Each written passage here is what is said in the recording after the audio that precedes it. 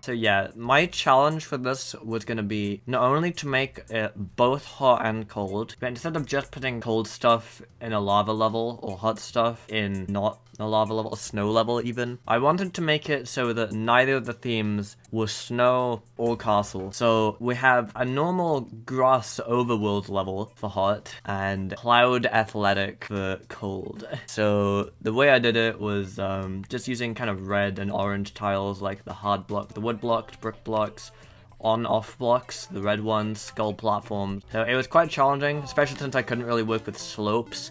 So the first room, you just go and get fire flower, and that's it. It's not meant to be a difficult level, really. It's meant to, you have to put effort into it, but it's not like difficult, you know? The second one is a room of lava bubbles, the big ones and small ones, so they come out at different times while I can keep all the pipes at yellow. The red ones were a bit too difficult for what I was going for, and then I used red mushroom platforms instead of bridges for a little bit of variety. So, sorry for background noise. But yeah, this time we have the red on-off conveyor belts, and I'm bad at the game. But yeah, we have the red on-off conveyor belts going different directions to try and make a bit of a difficulty curve there. In this room then, we have fire, so we start with some burners. Everyone loves waiting for burners, and then you go up and there's the lava bubbles on tracks. Right at the top, we've got power lava bubbles up here, and then finally for the hot section we have an angry sun section where we have to get all of the pink coins, and the angry sun will guard the top pink coins, so we have to kind of time it with the platforms, which I have not done. Evidently I have not done that, so we have to wait a couple of cycles if we want to get through without taking damage, which I do for the purpose of this video. That's that area. Then we move into the blue section, and we have this contraption over here to make it forces it onto blue. It's a red conveyor belt moving to the left. So as long as it's red, the bob-omb will move to the left and get crushed by the Bill Blaster, which will hit the on-off block. If you came back into this room somehow while it was blue, it wouldn't change back to red because it would be facing this way and the blaster wouldn't do anything.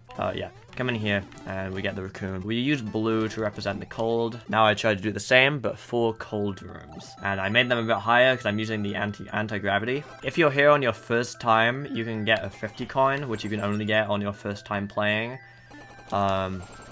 Because the raccoon is only really to get rid of the fire flower, but it didn't really have any other purpose other than getting that 50 coin. But yeah, you can just run through here, got a nice icicle section, very generic, but it works, you know. Platform across the icicles again, not too difficult. It's not like easy. It would probably be normal or maybe expert, but probably normal. So here we have spike tops. If you put spike tops on semi-solids, they don't turn around. Ooh. Oh my god, that says 25, not 5. The spike top don't turn around because there's no solid ground for them to go onto because it's on semi-solid. Okay, so we come up here with the anti-gravity, we get the key. I just kind of wanted to make it a theme, trying to get the key. There's not really any purpose to the key, it's not really adding anything to it. I just like getting keys. It's satisfying. So then we have a nice, easy, relaxing, laid-back section. All you have to do is jump up and hit the moon. And the moon, I was a bit scared that this could be broken because, you know, the muncher could leave the screen. But I found out that it's not all enemies on screen, it's all loaded enemies. That's how that works. So as long as the muncher's loaded, which it always will be, because it's vertically loaded, and it's on an item on tracks as well, so it can't unload. I'm pretty sure that's how it works.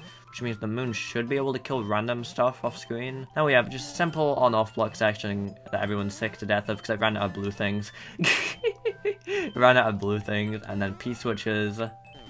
And this is leading into the final section. And this takes us back into the hot section. The on-off switch doesn't do anything. I think it accidentally activates in a different section or whatever. But regardless, just in case something goes wrong, there is that contraption to set it back to on. And now we're gonna enter generic boss fight that everyone's sick of seeing. A cross between hot and cold. We have Bowser Jr. in a Fire Koopa Clown car in anti-gravity with the fire flower. It's not too difficult. You can kind of bounce around the shells, and there's a little falling mushroom. It's vaguely annoying. Not that bad, I guess. If you come up here, there's some little prizes for you. I want to be nice to the player, you know. You can come through here, and boom, automatically scrolls to the next room. Because this entire section was auto-scrolling all along, you just couldn't tell because the screen stopped. That's the end of it. Like that. Blue television games, exclamation mark, exclamation mark, exclamation mark, and it's over. So yeah, just how the auto-scroll worked. Yeah, all the rooms are separated via screen stop, and I just have auto-scroll on. So when these blocks are broken, it breaks the auto-scroll and just transitions to this room, and then it gets scroll stopped. I like the zoomed out mode. I need it for my thumbnails for sure.